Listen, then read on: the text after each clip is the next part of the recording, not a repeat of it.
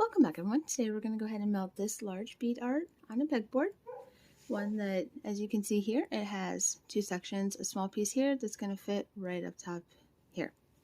So whenever you're ready, go ahead and put your beads underneath your parchment paper. In this case, I'm going to turn my tray around because I want to get the small piece done first. That way it has time to cool before I attach it.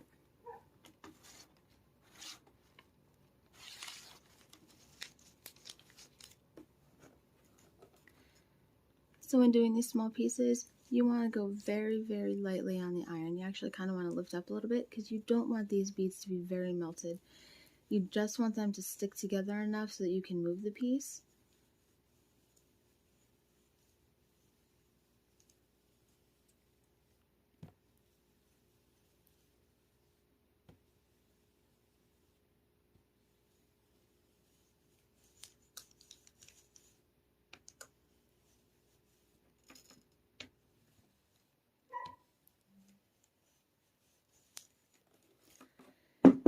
Okay, now that I'm done with that piece, I'm going to lift up on my parchment paper and turn my tray back around the other direction.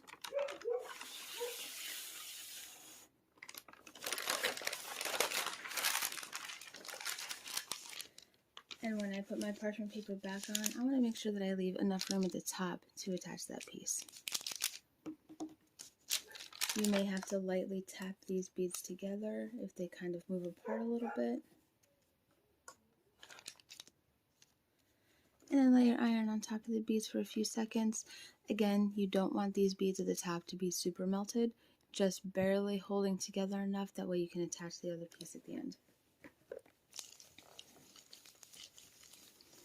When you're ready, go ahead and start moving in your slow circular motions.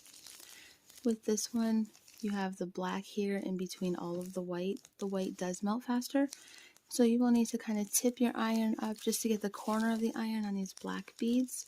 That way you can start getting them warm a little bit before you try to melt the whole part here.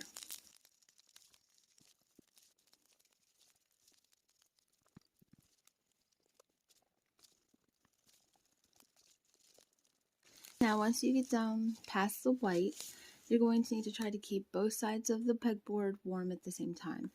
So you'll need to have your iron over on the one side, get these beads heated up and melted a little bit, and then slide your iron over to the other side to get these beads heated up and melted a little bit. And you'll have to constantly keep going back and forth, being very cautious about the center here, because as you keep going over it back and forth, it's going to get melted pretty quick. But if you don't keep the beads on both sides melted, then they will lift off of the pegboard and it'll make it more difficult for you to continue melting your design.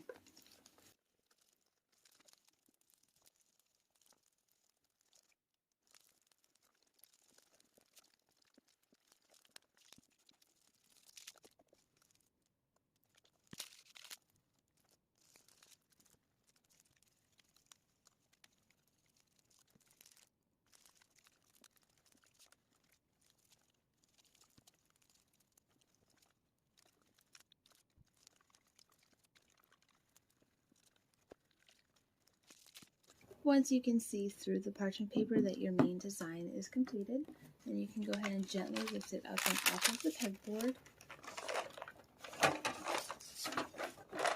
and slide it down a little bit.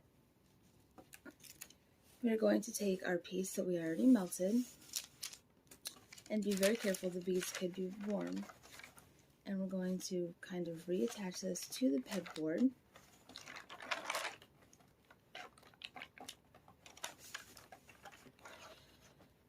And then we're going to attach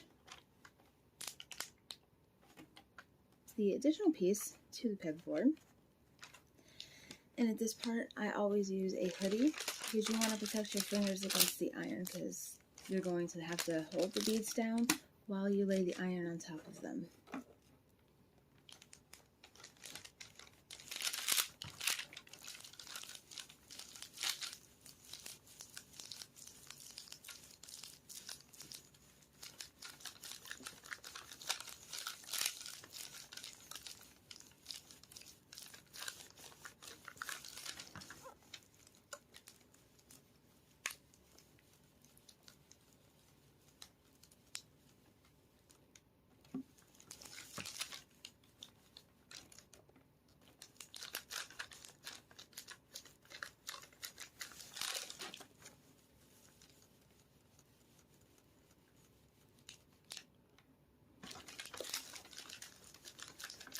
Once you can tell that the two sections are fully fused together, then you're done.